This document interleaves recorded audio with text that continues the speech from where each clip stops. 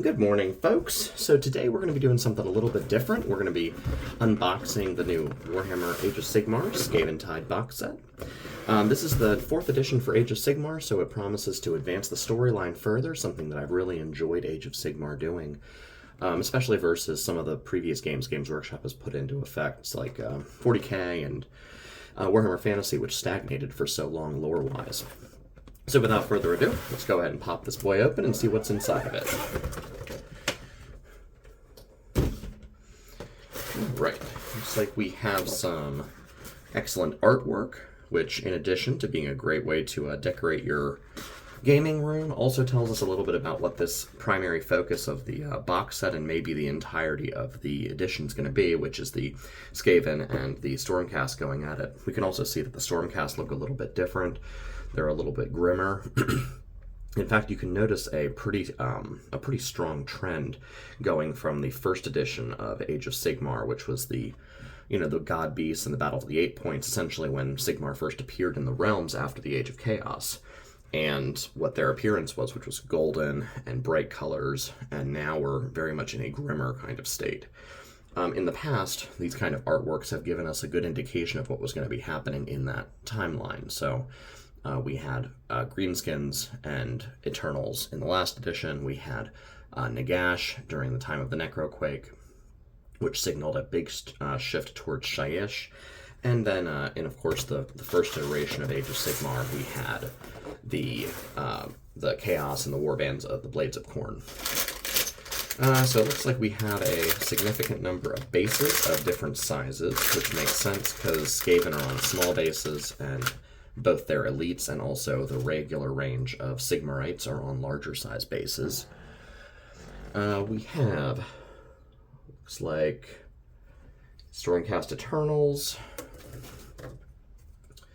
and we can see from the box art which ones these are. It looks like these guys are Liberators. And then these folks here are the Skaven Rat Ogres. Rat Ogres being the elite, Point Break style troops of the Skaven, more Liberators. Goodness, I'm blanking on who the regular troops are with the wings. Oh, Prosecutors. I can tell from the wings there. The Lord on the Griffin, which I actually used that Griffin for my Bretonnian Lord on Griffin. Don't tell Games Workshop, but Leon Leoncourt, go ahead, is not available. Go figure. And then we have a Skaven Lord on his rat mount, on his mutated rat mount. One of the really great things the Skaven have is diversity as far as the types of mounts they have, the types of troop choices they have, and it's kind of a stark contrast to the Stormcast Eternals, who, yes, there's definitely some variation, but aesthetically they're all very similar. More Skaven heroes. It's good. Looks like the Skaven box set, actually both of the box sets are giving us a lot of hero choices, which is great. These box sets are oftentimes a chance for the company to give out some models that otherwise aren't going to go into production. Skaven Rattling guns. Skaven have a strong history of ranged attacks, both long range and short range artillery and small arms, and it'll be a big steampunk addition to the line. We have Ironweld right now, and we've got Quadrant Overlords, but we don't really have a strong shooting army in the same way that Skaven are. This is the new artillery piece that we've been seeing. Looks like, according to the box, it is a Rattling Warp Blaster. That's like an entirely new thing. It has similar ideas from previous ones, but we've seen it heavily documented in the audiovisual presentations that Games Workshop's put out, and also we're seeing it on the tabletop now, which is going to be awesome. More Stormcast Elites. You can tell from just how many rats there are on here, and the fact that each of these is not half a body. Like, obviously they're not fully complete, but this is a whole body with just the leg missing. So there's a lot of rats going out on that tabletop. And then we have what looks to be some terrain, which is great. I love the terrain pieces that come with these. I have some terrain pieces all the way back from Fantasy that came in these boxes.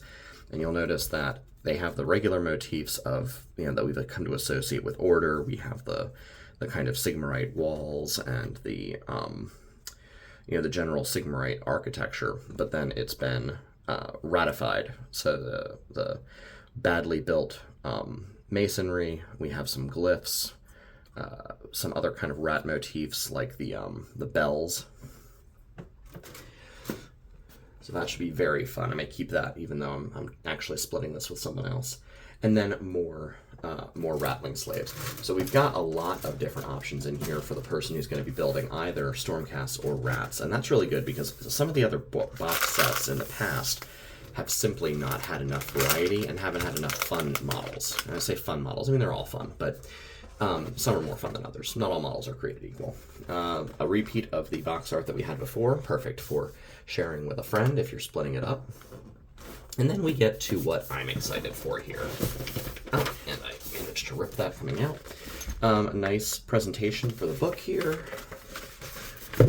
And, all right. It looks like we have the Spearhead book for Fire and Jade, so I'm guessing this will be the Stormcast and Skaven model ranges.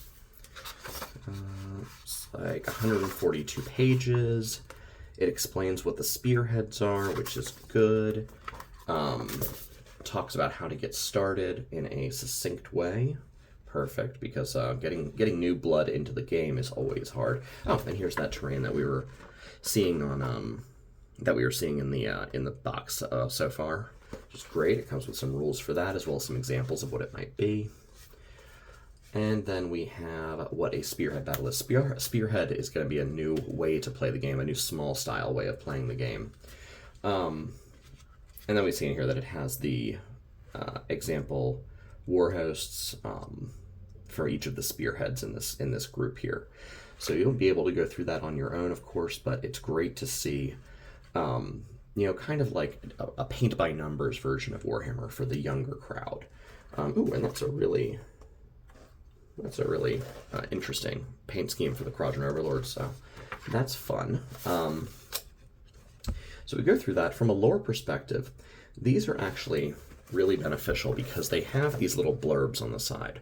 So it's not like a novel where you're getting a whole lot of backstory, but these little flavor texts actually give us a lot of insight into the smaller nuances of the cultures and the regions that we're talking about.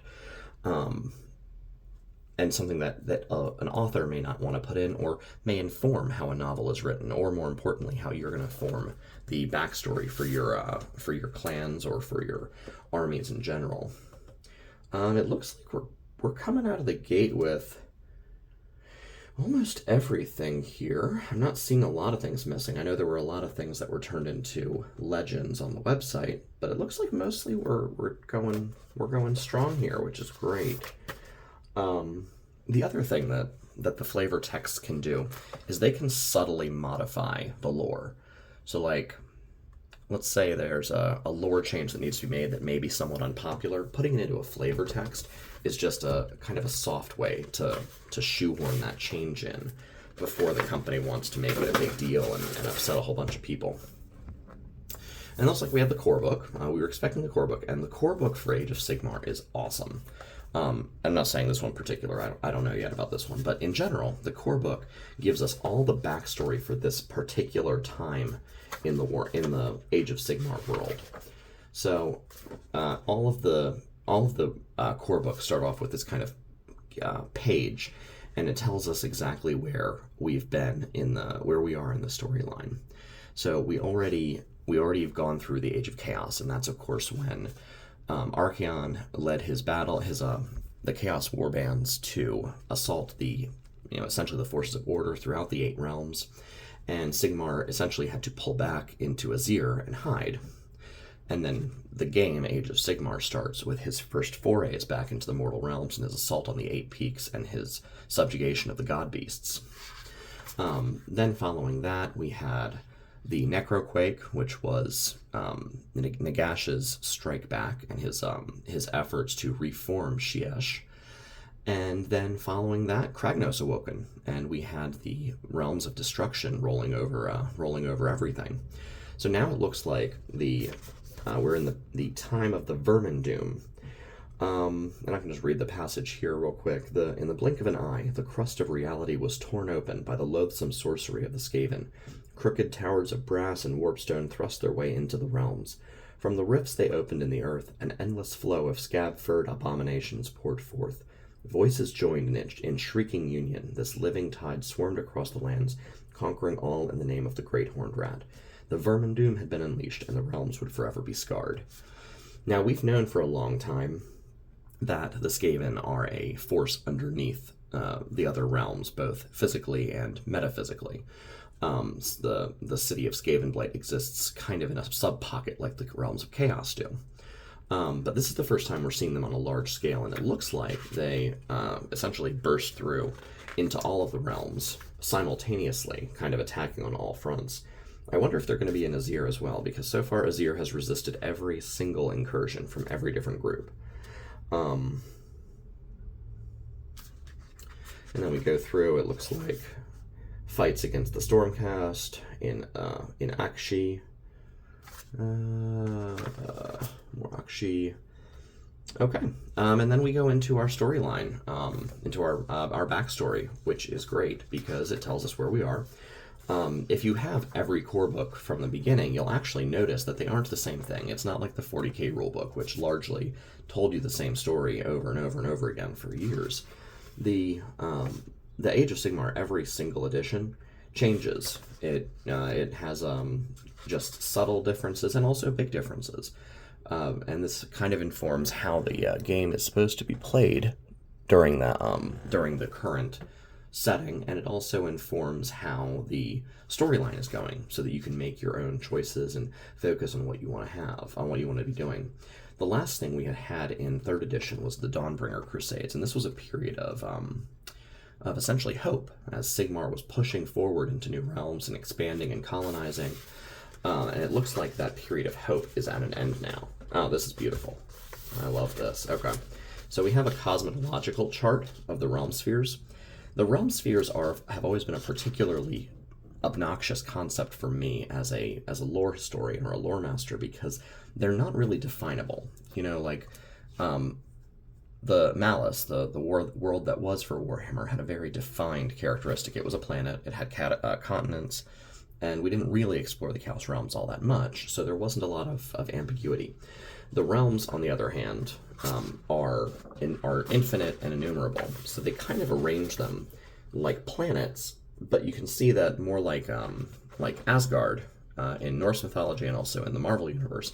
They're discs rather than planets, and these discs have kind of an ill-defined magical edge. But this is good. This tells us this firstly showcases the changes. Sheesh has changed significantly. This is the first good look we've had at Ulgu, so I really, really, really, really hope that we're going to see Slaanesh soon. You see some callbacks to some other things that we've done in the storyline, such as Shadespire, which was a game, and might still be a game, not entirely certain. I have a hard time following up on that. And then some areas that have had a lot of change in recent lore. The Spiral Crux of Shimon, and Gur, of course, has been a major change over the course of every book, because Gur, of course, is ever-changing, and the realm itself is a predatory nature. But for those of you who haven't been playing all this time, it has a nice section going through each of the different areas. So it has maps and summaries and background story, as well as, and you'll notice this from each of the previous editions, how the new storylines are interacting with the old areas. So if you were to take this map of Akshi and compare it to the Edition 1 or Edition 2 or any of the other edition maps, you would see that it's actually very different. There's none of this gnaw here. There are different land masses, different cities and strongholds. So this is really fun and interesting. We get a look at what the gnaw, the area of Akshi that's been taken over by the Skaven, looks like. Some interesting information about Giran, which doesn't seem to be a major point of contention for the Skaven. It looks like the Skaven have come in a little bit, which is good, so we'll see them there. But on the whole, Gran is not drowning in rats. Gur similarly is not drowning in rats, but you can see how the realms are shaped differently. Like everything in Gur looks like a monster because Gur is constantly eating itself. Shimmon's looking like it's had a pretty rough time, honestly. Almost all of it is covered with green Skaven, which makes sense for anyone who's familiar with the lore. The Skaven and the dwarves have a long history of fighting with each other. In fact, the dwarves were there at the very birth of the Skaven in the Warhammer universe back in ancient pre-medieval time, mythic times in the Age of Sigmar storyline.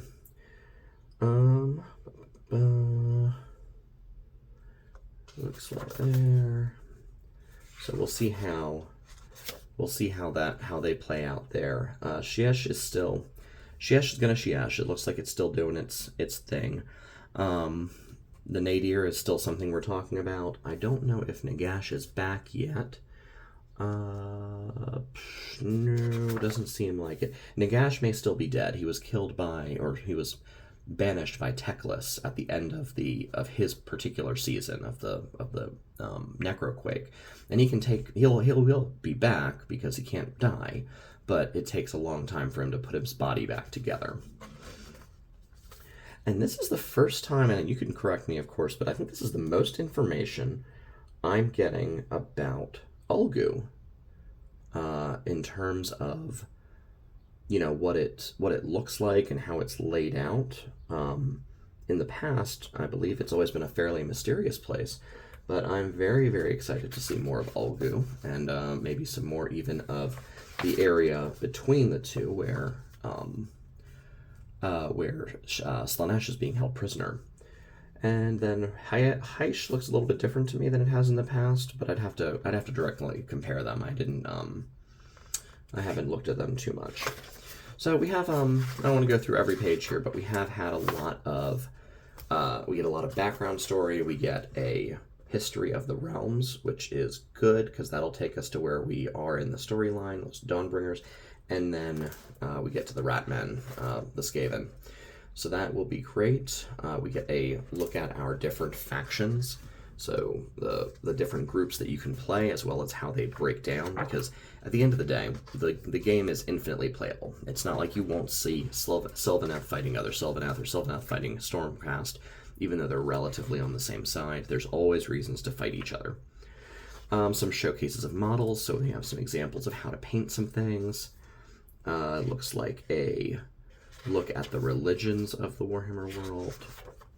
Oh no, this is just the armies of the Chaos Gods, so the bad armies at this point. Look at death armies. Let me see here.